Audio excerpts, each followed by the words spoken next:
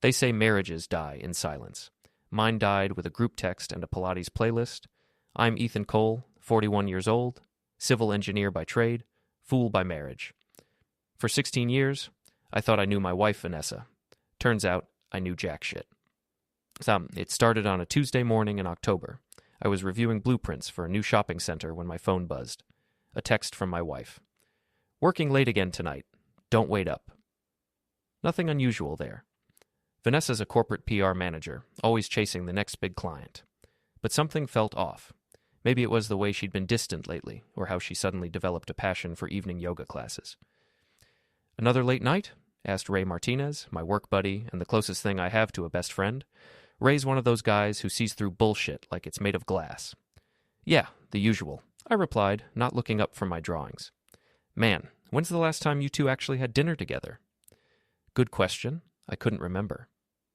That evening, I decided to surprise Vanessa with takeout from her favorite Thai place. I drove to her office building downtown, planning to catch her before she left for whatever meeting she claimed to have. The parking garage was nearly empty. I found her silver BMW in its usual spot, but something made me pause. Through the tinted windows of the car next to hers, I could see movement. Two figures pressed close together. My stomach dropped as I recognized the other car. A black pickup truck with a Hamilton's gym sticker on the back window. Bryce Hamilton's truck. Bryce had been my best friend since college. Hell, he was the best man at my wedding. He owned a successful gym across town and had always been the guy everyone loved. Charming, fit, confident in ways I never was. I stood there in the dim garage light, watching my wife of 16 years making out with my oldest friend like teenagers at prom. The Thai food containers grew heavy in my hands. They didn't see me. I backed away slowly, got in my car, and drove home in a daze. At home, our son Alex was doing homework at the kitchen table.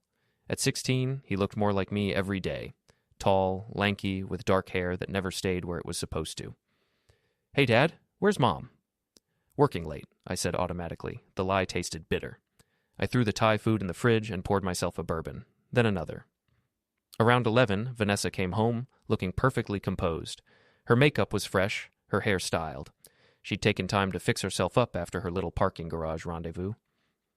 How was your meeting? I asked from the living room. Boring. You know how it is?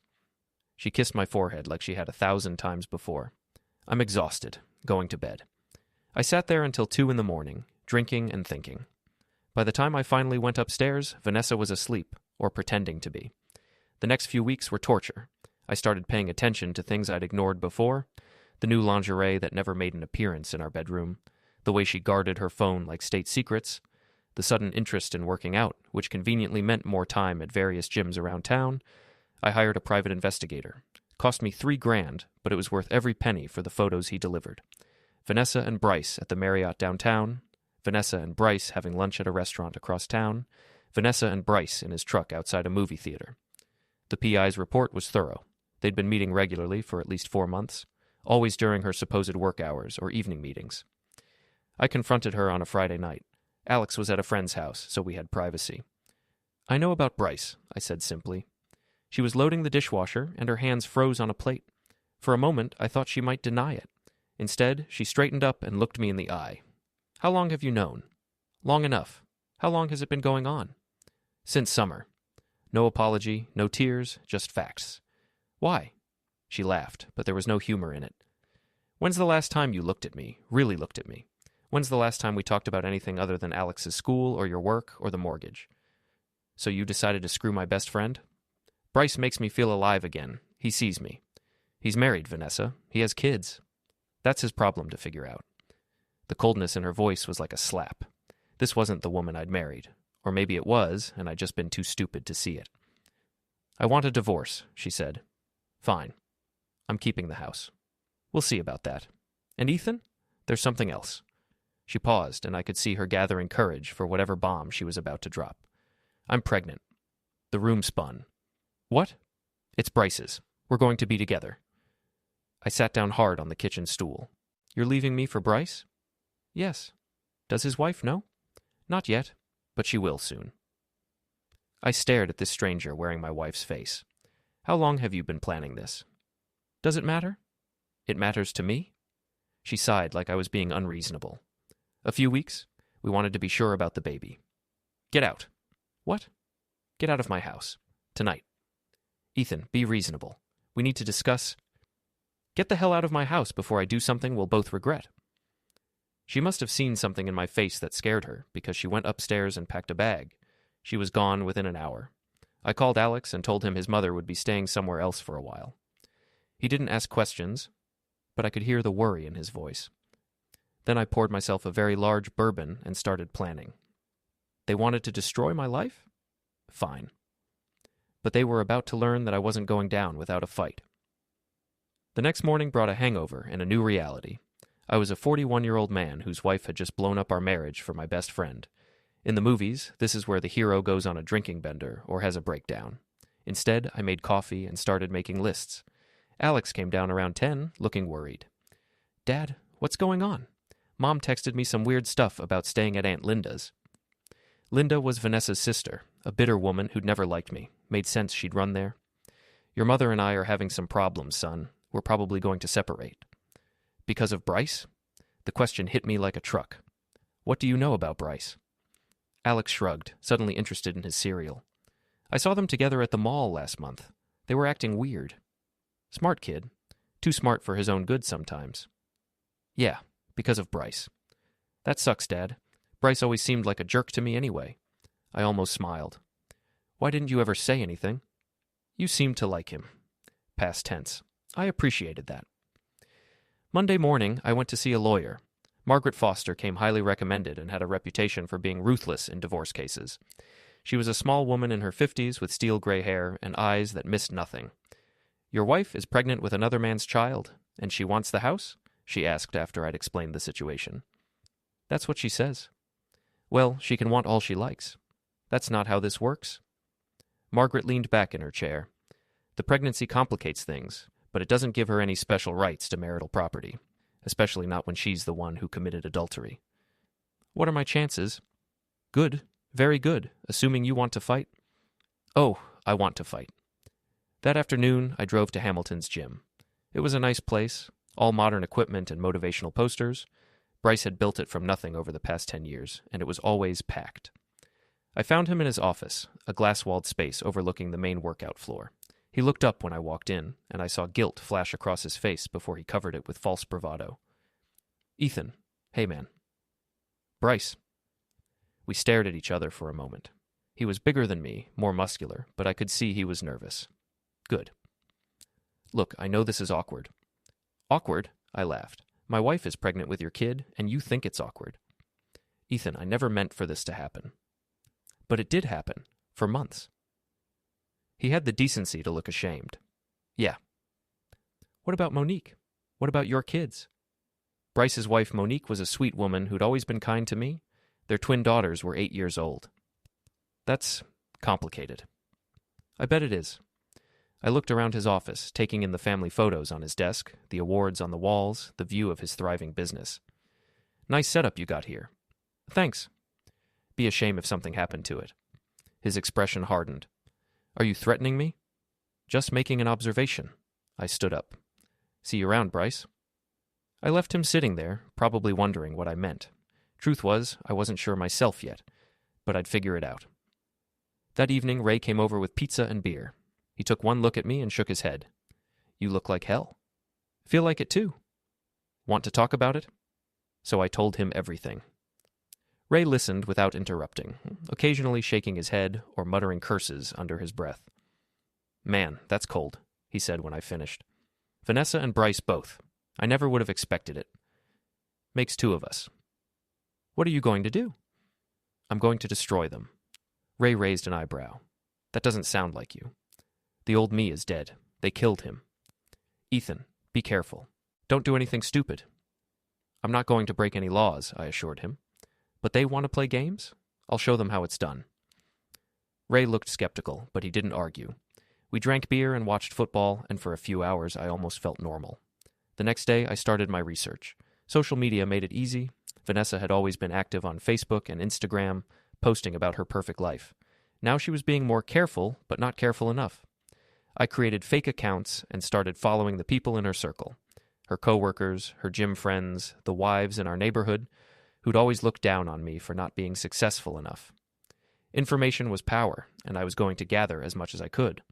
I also started documenting everything. Every text message, every email, every interaction with Vanessa or her lawyer. Margaret had advised me to keep detailed records, and I was taking her advice seriously. Vanessa tried calling a few times, but I let it go to voicemail. Her messages were all about being mature and thinking of Alex. No apologies, no regret. Just demands that I make this easy for her. Not happening. The first crack in their perfect plan came 2 weeks later. I was having lunch at a diner downtown when I overheard a conversation at the next table.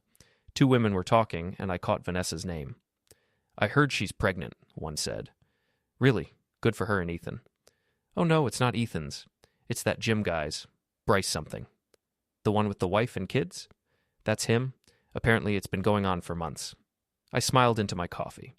The gossip mill was already turning. In a city this size, news traveled fast, especially scandalous news. By the time I got home, I had 17 missed calls from Vanessa. "You need to stop this," Vanessa said when I finally called her back. "Stop what?" "Don't play dumb. People are talking. My boss asked me about rumors today." "What kind of rumors?" "You know exactly what kind." I did know. The beauty of small-town gossip was that once it started, it took on a life of its own. I hadn't said a word to anyone, but somehow the story was spreading. Maybe you should have thought about that before you decided to sleep with a married man. This affects Alex too, you know. Kids at school are going to hear about this. That gave me pause. I didn't want Alex caught in the crossfire. Then maybe you should have made better choices. I want to see him. He's at school. Tonight, then. I'll pick him up for dinner. Fine, but bring him home by 9. She hung up without saying goodbye. That evening, Alex came home quiet and moody. He went straight to his room without saying much. I gave him some space, then knocked on his door around 10. "How was dinner with your mom?" "Weird." He was lying on his bed, staring at the ceiling. She kept talking about how this was all going to work out great, and how Bryce was a good guy, and how I'd like having a baby brother or sister. "How do you feel about that?" "I think it's screwed up. She cheated on you, Dad? With your friend? And now she wants me to be happy about it?" I sat down on the edge of his bed. "You don't have to be happy about anything. This isn't your fault, and it's not your job to make anyone feel better about it. Are you okay? Really?" "I'm angry," I said honestly. "But I'm okay. We're going to be okay." "Good, because I don't want to live with them." "You won't have to, I promise." The next morning brought a call from Margaret Foster. "We have a problem," she said. "What kind of problem?" "Vanessa's lawyer is claiming you've been harassing her client. Something about spreading malicious gossip." I laughed. "I haven't said a word to anyone about their affair." "Can you prove that?" "How do you prove a negative?" "Good point. Just be careful, Ethan. Don't give them ammunition." But they'd already given me an idea. That weekend, I ran into Monique Hamilton at the grocery store. Bryce's wife looked tired and stressed, pushing a cart with their twin daughters trailing behind her. "Hi, Ethan," she said, and I could hear the awkwardness in her voice. "Hey, Monique, how are you doing?" "Fine. Good. You?" The girls were arguing about cereal, and she looked like she was at the end of her rope. "Listen," I said quietly. "If you ever need to talk, or if you need anything, just call me, okay?" She looked at me with confusion and something else. Suspicion, maybe. "Why would I need to call you?" "Just if you do." I walked away, leaving her standing there with questions I wasn't going to answer. Yet. The following Tuesday, I took a long lunch and drove to the coffee shop across from Bryce's gym. I sat by the window with a newspaper and waited. At 1:30, Vanessa's car pulled into the gym parking lot. She got out, looked around nervously, then hurried inside. I waited 20 minutes, then called the gym. "Hamilton's gym, this is Jessica." "Hi, is Monique Hamilton there?" "This is Dr. Peterson's office, and we need to reschedule her appointment." "Oh, Mrs. Hamilton isn't here. She's at home with the girls today. Mr. Hamilton is here, though, if you need to speak with him." "No, that's okay. I'll try her at home. Thanks." I hung up and smiled. Bryce was at the gym, Vanessa was at the gym, and Monique was at home with the kids. Perfect. I called Monique. "Hello?" "Hi, Monique. It's Ethan Cole. I was wondering if you could do me a favor." Okay. What kind of favor?" "I left my water bottle at the gym yesterday, and I'm in the area. Could you call Bryce and ask him to leave it at the front desk for me? It's a blue Nalgene bottle." "Sure, I guess. Hold on." I could hear her dialing, then waiting. "That's weird," she said, coming back on the line. It went straight to voicemail. "Oh, maybe he's with a client." Maybe. I'll try again later. Thanks. Hey, is everything okay? You sound stressed. There was a long pause. Ethan, can I ask you something? Of course. Has Bryce seemed different to you lately? My heart started beating faster. Different how? I don't know. Distant, like his mind is somewhere else. Now that you mention it, yeah, I haven't seen much of him lately. He's been working a lot of late nights. Says he's trying to expand the business. That makes sense. Another pause. Ethan, is everything okay with you and Vanessa? She hasn't been around lately. We're having some problems. I'm sorry. Marriage is hard. Yeah, it is. After I hung up, I sat in my car and watched the gym. Vanessa's car was still there. I wondered what Monique was thinking right now, trying to call her husband and getting voicemail while he was supposedly working. Seeds of doubt. That's all I needed to plant. That evening, Alex and I ordered Chinese food and watched a movie. It was nice, just the two of us. We'd been doing that a lot lately, and I was surprised to discover I enjoyed it. When Vanessa was around, she always dominated the conversation, always had opinions about what we should watch or do. Dad, Alex said during a commercial, are you dating anyone? The question caught me off guard. No, why? Just wondering. You should. It's a little soon for that, don't you think? Mom didn't wait. Good point. Maybe someday, I said, but right now I'm focused on other things. Like what? Like destroying your mother and my ex-best friend, I thought, but I couldn't say that to my 16-year-old son. Like making sure you and I are okay. He seemed satisfied with that answer. The next morning, I got a text from Bryce. We need to talk. I texted back, no, we don't. This is getting out of hand. You should have thought of that before you screwed my wife. Meet me at Murphy's bar tonight, 8 p.m. I stared at the message for a long time. Murphy's was a dive bar on the south side of town, the kind of place where nobody asked questions and the bartender minded his own business. Fine, I texted back. It was time to have that conversation. Murphy's bar smelled like stale beer and broken dreams. It was exactly the kind of place you'd expect for a confrontation between former best friends. Bryce was already there when I arrived, sitting in a corner booth with a half-empty beer in front of him. He looked like hell. His usually perfect hair was messy, and there were dark circles under his eyes. Good. I slid into the booth across from him and signaled the bartender for a whiskey. You look terrible, I said. Thanks. You too. We sat in silence for a moment, sizing each other up like boxers before a fight. This has to stop, he said finally. What has to stop? You know what. The gossip, the rumors. Monique is asking questions. Maybe you should have thought about that before you started sleeping with my wife. I never meant for this to happen. But it did happen. For months, while you were pretending to be my friend. Bryce took a long drink of his beer. I know how this looks. How it looks? It looks like you're a lying, cheating piece of shit who betrayed his best friend and destroyed 2 families. It's not that simple. Sure it is. You wanted something that wasn't yours, so you took it. Simple. You don't understand. Vanessa and I, there's something real between us. I laughed, but there was no humor in it. Real? You mean like your marriage to Monique was real? Like your kids are real? That's different. How? Monique and I, we've been growing apart for years. We're more like roommates than husband and wife. So you decided to blow up both our marriages instead of trying to fix yours. I didn't plan this, Ethan. It just happened. Bullshit. Affairs don't just happen. You made choices. Every time you met her, every time you lied to your wife, every time you looked me in the eye and pretended to be my friend, those were choices. Bryce was quiet for a moment. When he spoke again, his voice was softer. I know I screwed up. I know I hurt you. But we can't change what happened. We need to figure out how to move forward. Move forward? You're having a baby with my wife. You destroyed my marriage. What exactly do you want from me? I want us to handle this like adults, for the kids' sake. Don't you dare talk to me about kids. You have 2 daughters who are about to find out their father is a cheater. Alex is going to have to deal with the fact that his mother chose another man over his father. You want to handle this like adults? You should have done that before you started this mess. Ethan, please. Please what? Please make this easy for you? Please pretend this is all okay so you don't have to face consequences? I don't care what you want. I stood up, throwing a 20 on the table. You made your choice. Now live with it. I started to walk away, but his voice stopped me. If you don't stop spreading rumors about us, I'll make you stop. I turned back slowly. Are you threatening me? I'm just saying that this can get ugly for everyone involved, including Alex. The mention of my son's name made something cold and dangerous settle in my chest. If you so much as look at my son wrong, I will destroy you. Not financially, not socially, I will completely and utterly ruin your life. Are we clear? Bryce's face went pale. I didn't mean... Are we clear? Yeah, we're clear. I left him sitting there with his beer and his guilt. The drive home gave me time to think. Bryce was scared, which meant my strategy was working. But his threat about Alex concerned me.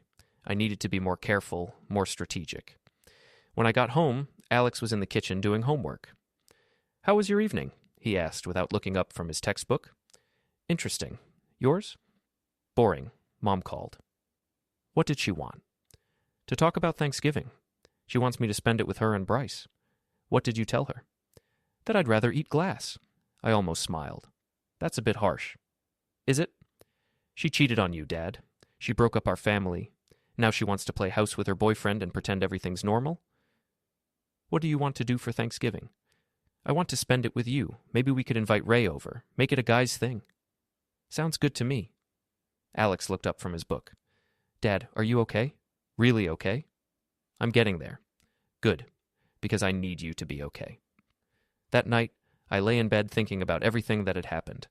6 weeks ago, I'd thought I had a solid marriage, a best friend I could trust, and a stable life. Now I was a single father planning to spend Thanksgiving with my work buddy because my wife was pregnant with another man's child. But you know what? I was okay. Better than okay, actually.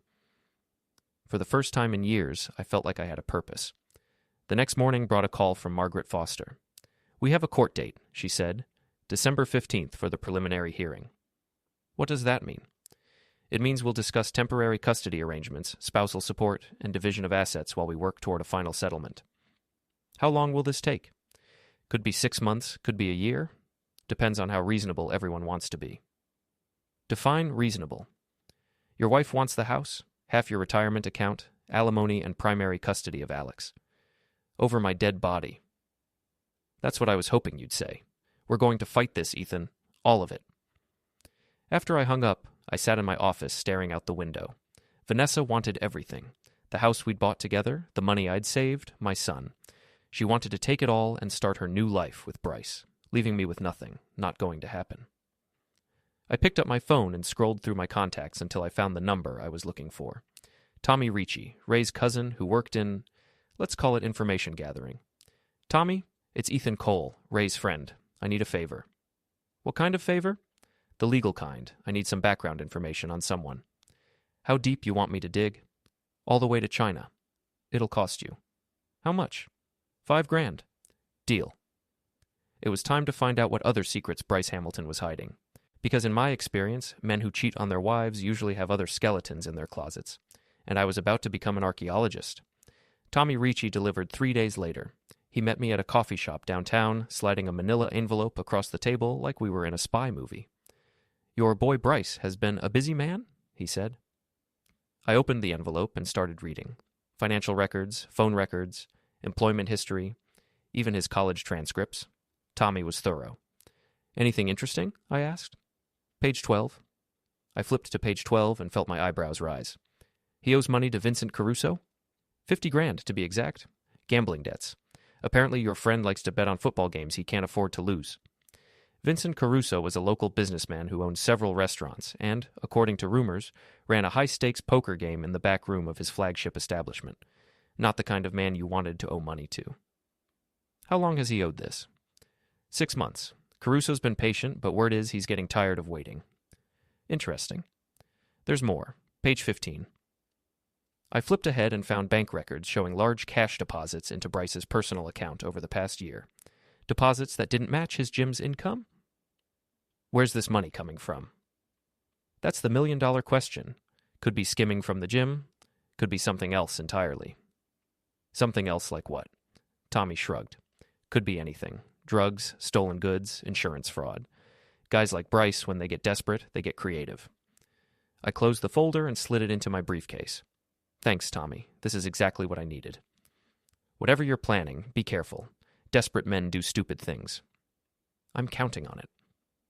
That afternoon, I made a decision that would change everything. I called Monique Hamilton. Hello? Hi, Monique. It's Ethan Cole. Do you have a few minutes to talk? Yes, I suppose. What about? I think we should meet. There are some things you should know about Bryce. There was a long pause. What kind of things? The kind that are better discussed in person. Can you meet me for coffee tomorrow morning? The Starbucks on 5th Street?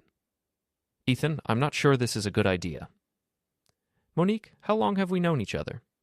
About 10 years. In all that time, have I ever lied to you? No. Then trust me. You need to hear what I have to say. Another pause. Okay. 10 o'clock? I'll be there. I spent the rest of the day rehearsing what I was going to say. This conversation would either make or break my plan, and I couldn't afford to mess it up. The next morning, I arrived at Starbucks 15 minutes early and claimed a corner table where we could talk privately. Monique showed up right on time, looking nervous and tired. Thanks for coming, I said as she sat down.